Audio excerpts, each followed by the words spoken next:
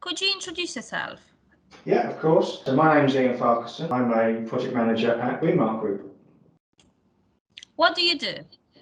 So my main role as project manager, it's a complicated one because you hear the term project manager a lot, but it's really to facilitate the request of a customer. So what do I mean by that? A customer will come to us as a company and say, we would like to achieve this. And it's my job to sort of oversee that and put things in place that need to make that happen. So at an end of a set period of time, the client can say, thank you, there's your payment and I've achieved what I wanted to do. How long have you been doing it? I've been in the industry that I'm in now for 22 years. I've been a project manager or similar role for just over 15 years. How did you get involved in it? My father was an electrician and he was a director of the company that I started off at. It wasn't what I thought I'd end up doing, so I went off to university, did a degree in artificial intelligence, came out of the university owing about £1,000, which wasn't bad at the time, went back to work for that company and never left. It's, I think, like many areas of life, which I think it's important to do these sort of discussions, people don't realise what's out there. So I just sort of thought, oh, I've got a job, I'll just keep going. So, and yeah, 22 years later, still doing it. What kind of projects are you working on right now? So at the moment, I'm working on several things. So I cover multiple areas. So we're a services installer. So I'm working on a large CCTV project for a global company. I'm looking at the installation of all services for a new modular building that's quite exciting, being built in the north of the country and then shipped down to London. That's going to be a marketing suite. And then I'm looking at a couple of high-level sort of audio-visual video conferencing solutions for companies that are getting ready to go back into the office. What are your favourite parts of the job? I like the continual change. It's every day's different, no day's the same. There's the opportunity to blaze your own trail a little bit. You can flag an area of interest to the company and say, I think this has got potential, and go and look at that. But I suppose the key thing for me is the feeling of the team. I'm quite a team person, and I bounce a lot off other people. So to my job, I'm constantly talking to people, whether it's the customer, whether it's people, engineers, whether it's other project managers. Yeah, and that I like that. Being an accountant in an office and just looking at numbers, I like the personal interaction. What do you think are the skills needed for your job? So anyone, I'm a firm believer that anyone can train to be anything, but I think project management's quite a strange one for the main reason, going back to the previous point, saying that every day can be different, you need to be quite flexible, because you can be planning to do something and then something will happen and your whole day changes and you didn't see it coming. And that could be anything. That could be a client phoning up and saying, something's just gone down, can you help me? Or it can be an opportunity that comes up, or it can be absolutely anything. So you really need to be quite resilient in the fact that you can change what you perceive that you were going to do that day, and you can change quite quickly. Some people struggle with that, and it creates them a lot of stress. So you've almost got to go with the flow a little bit and just make sure you're doing the next positive thing in front of you. But having said that, you've also got to make sure that you prioritise and you don't get diverted by things that aren't important, if that makes sense. So you've got to constantly assess what your goals are. So it's that, if I had to sum that up, I say honesty with yourself, honesty with other people. You need to be honest about what you're looking to try and achieve. If you try and bluff that, then you can end up going off on a tangent that you shouldn't be. How do you network? It's evolved a lot. So I'm quite heavily on LinkedIn now. It's been a tumultuous sort of 14 months. So I've actually been in 3 different jobs now due to COVID, with businesses closing. I found that I needed to, my previous role, my networking was through my work. So, and because I've been there for so long, I was quite well known within the industry. So networking was natural, and there was a lot of conferences a lot of these things are being cancelled now, so you haven't got that potential to meet people. So I think things like LinkedIn are very important, and we're seeing how social media is sort of morphing from past personal life and into business life, and I think it's quite interesting. I think it'd be quite key for younger people to learn about things like LinkedIn, because while I might not know much about TikTok, they probably don't know much about LinkedIn, and I think people can get it's where you can go and get jobs. So I think LinkedIn, I'd say, is a very powerful forum at the moment. What changes have you seen in your sector in the last 5 years? There's been a couple of big changes. I mean, I'd say the one that goes on a lot is health and safety. I mean, I've seen a huge change over 15 years. We do work in a dangerous environment. Even sort of going up a pair of steps, people underestimate it. But, if you come off a pair of steps, you're likely to break something or worse. But I'd say the biggest change has been mental health awareness. So our industry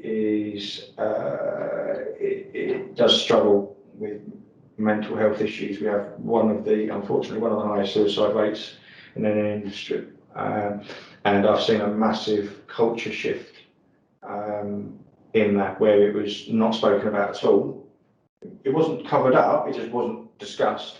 And now, there's a very good chance if you go onto a building site or construction site and you go into a toilet cubicle, on the back of every toilet cubicle there'll be phone numbers for Samaritans, stickers saying mates in mind, there'll be posters up saying you're not alone, talk about your feelings, is your friend all right?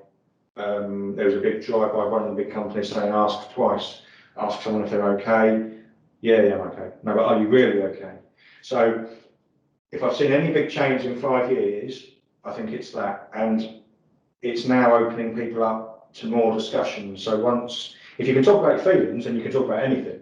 So if you can talk about how you're feeling, then you can talk about projects a lot better as well. So I think an improvement in communication has been massive in the last 5 years, verbal as in emotional communication and verbal communication.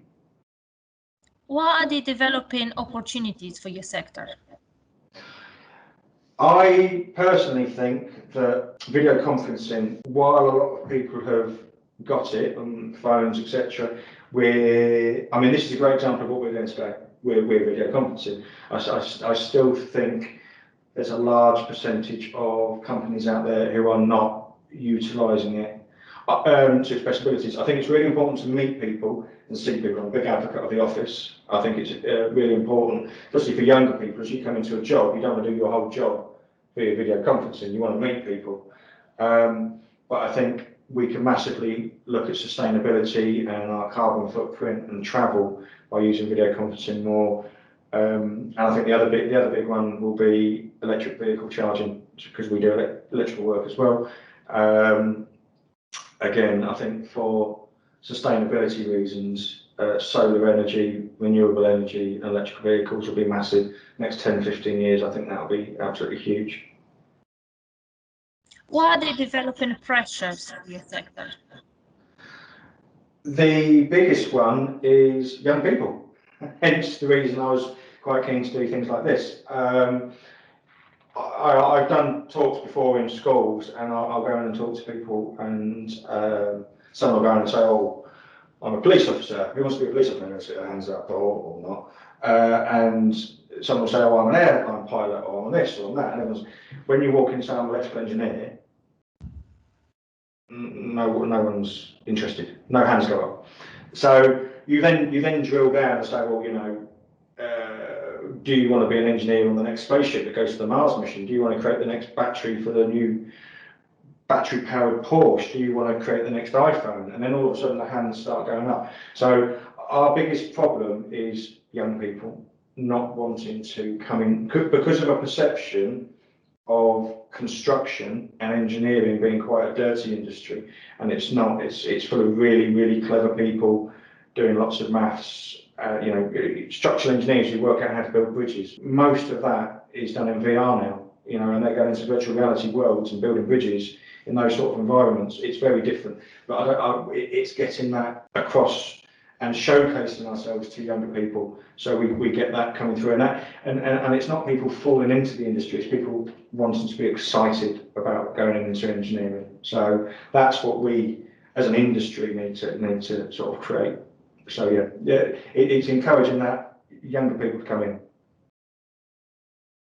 What organisations or professional bodies represent your sector? So, because we're in construction, we've got quite a few. So we're under the electrical aspect, because there's Risks to Life, there's Electrical Contractors Association, and there's the Joint Industries Board. Joint Industries Board is more of a union which dictates the pay scales and runs pensions, etc.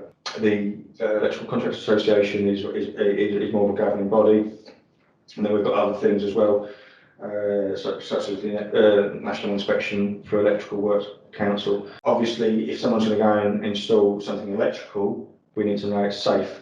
You don't want people, almost like a doctor. If a doctor's practicing, you need to know he's registered to do it. The same with electrics, it can create massive harm or fire. So we are quite regulated in that point.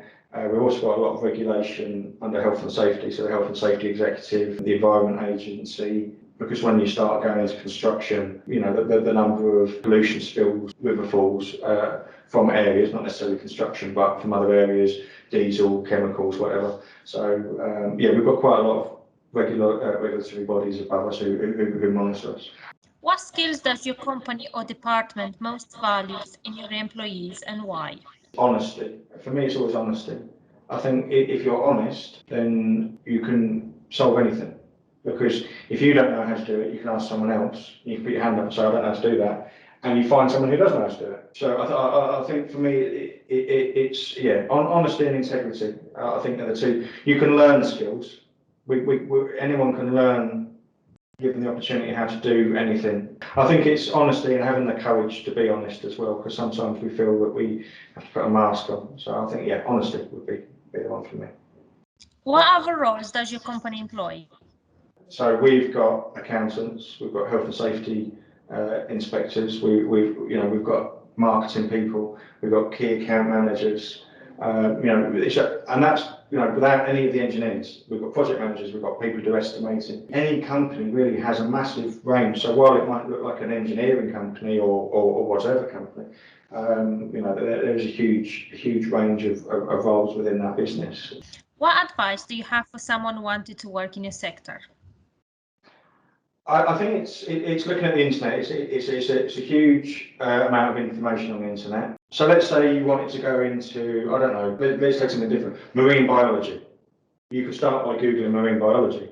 You're then going to find a couple of companies that come up from marine biology. Then have a look at their web pages. They're going to have case studies on what they've done, and that could be for anything. It could be for building bridges, it could be for marketing, it could be for anything. And it's using the internet to really drill down into these companies, look at them. How did they come about? What do they do? What do their employees say about them? And start to get a feel for that industry.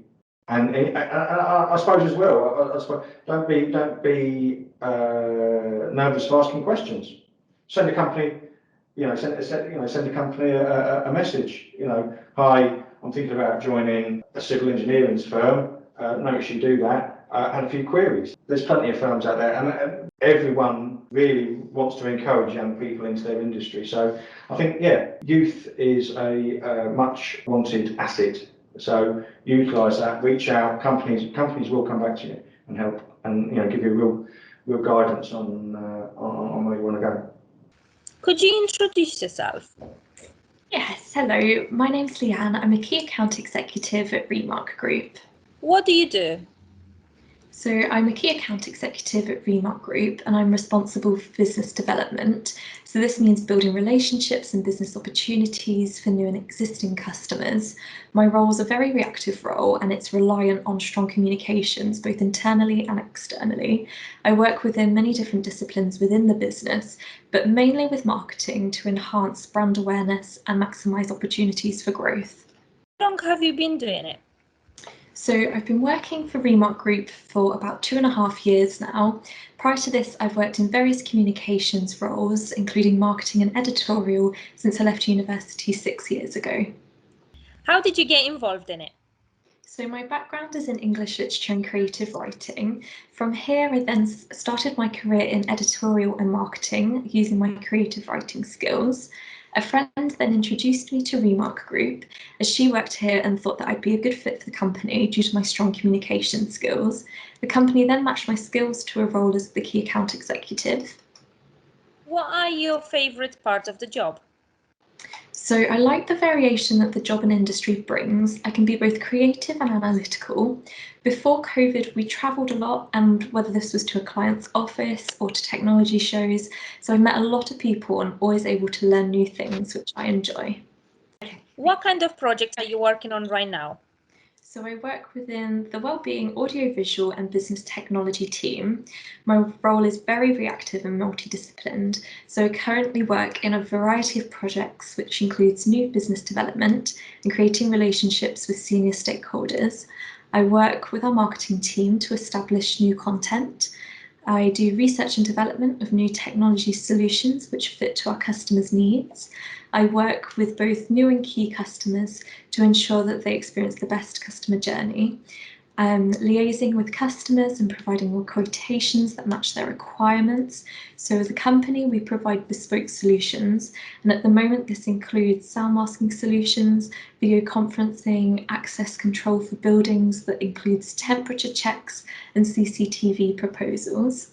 We are a business-to-business company, so my role also includes working with various people within the supply chain, and that's from manufacturers to the end client. What do you think are the skills needed for your job? So strong communication skills and the ability to be commercially aware are definitely required, as well as the ability to prioritise your workload.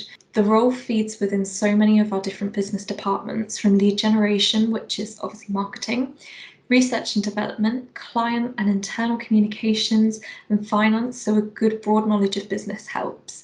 Knowing how all of those disciplines interconnect to see the whole picture is really key. Time management, being proactive, as well as self-motivated really helps to ensure that you stay on top of a reactive role like this. How do you network? So the job is all about networking, and I do this every day. There are so many ways you can do this now, and LinkedIn is great for networking online, as well as obviously a traditional way of marketing using LinkedIn. As we're business to business, I also have attended events and training, which helps to develop relationships within the manufacturers and our supply chain. The industry is quite sociable as well, so that helps. If we're talking to a new client or a manufacturer, then we always aim to see them face to face, whether that's over video conferencing or in person. And we feel like it brings a personal touch and helps develop the relationship. What changes have you seen in your sector in the last 5 years? So I've not been involved in the sector for the last 5 years, but technology is always changing. So for example, prior to the pandemic, we found that a lot of people didn't know how to use Zoom or video conferencing solutions that we installed. But the pandemic changed that almost overnight, and now Zoom and video conferencing are pretty much household names. How we respond to those external influences is exciting, particularly in this industry, as there's always new development. Technology is definitely always changing, and for me, that's why it's such an enjoyable sector to work in. What are the developing opportunities for you? So EV charging and the change in legislation here will definitely see opportunities within this sector. As well as this, how offices respond to COVID-19 will provide numerous opportunities. So whether that's access control to health and well-being, and also managing how employees work within teams that are split between remote working and also time in the office. It could also see companies moving into different premises, and whatever happens, not too sure yet how that will pan out, but we'll do our best to respond to it. What are the developing pressures for your sector? So I think lack of training in some sectors such as audiovisual engineering provides that pressure. As well as that, the margins in technology can provide some challenges, so we need to ensure that our relationships with our partners and manufacturers remain strong within the supply chain, and we select our products and our solutions carefully. What organizations or professional bodies represent your sector?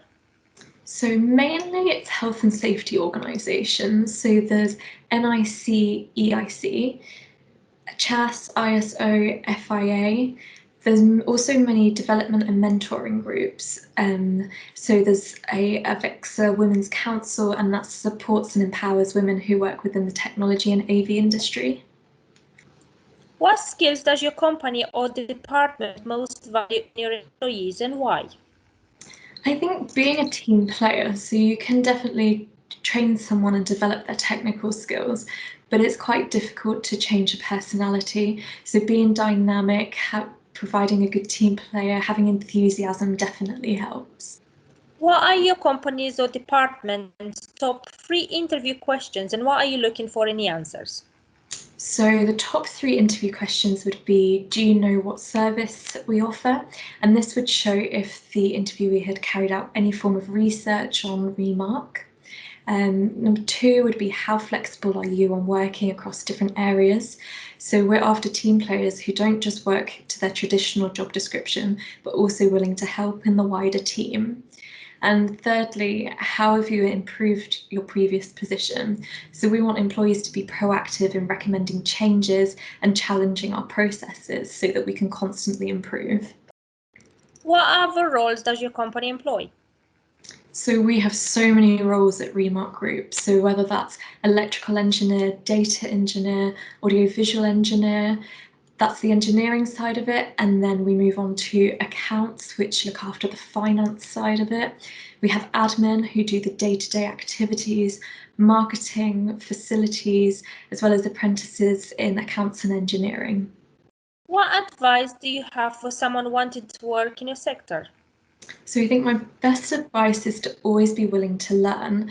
For a career that focuses so heavily on business development, the role requires a strong understanding of all aspects of business. So for marketing, this could be ensuring that you have knowledge of SEO and algorithms for social channels that will drive customers to your business and provide that lead generation.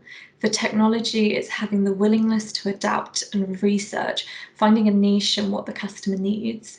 And for customer account management, it's about listening, understanding the customer's needs and managing expectations. So a strong foundation in all areas of business will help provide those core skills required. From here, knowing your industry will help you remain competitive. Before an interview, do lots of research on the company, and that will help. Think of ways that will help you to add value to the company and show how you can be an asset to their team. So, could you introduce yourself? Hi, my name is Penelope. I am the marketing lead at Remark Group. What sector is your company based in?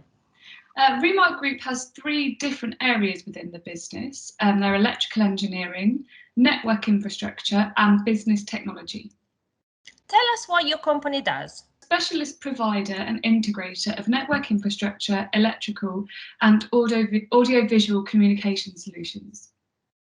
Does this apply to a regional, national, or global market? We supply globally. We've completed jobs in France, Switzerland, and Belgium, just to name a few.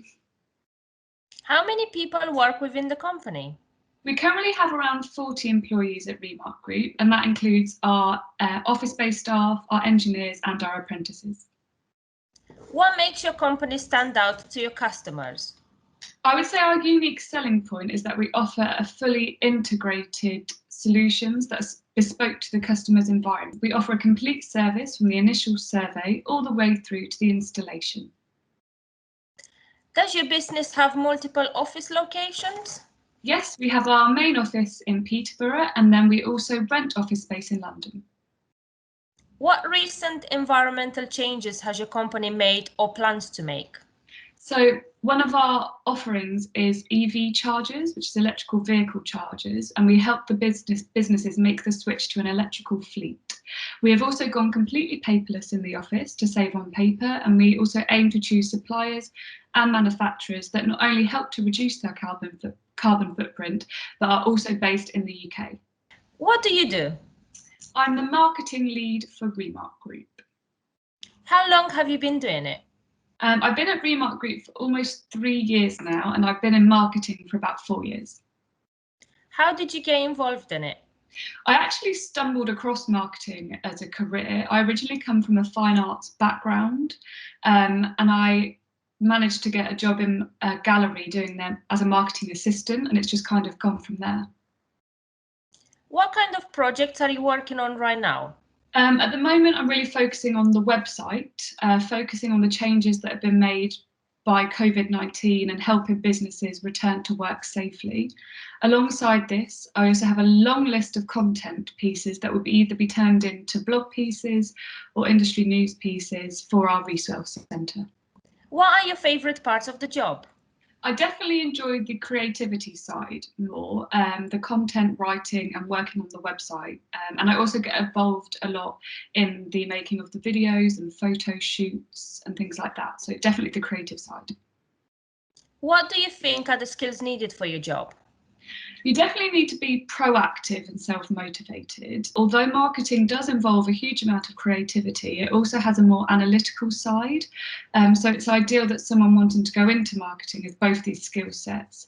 That being said, a lot of the time, marketing teams are broken down into different roles like social media executive, digital marketing executive, content creator, and marketing manager. But at the moment, I am all of those people in one. How do you network?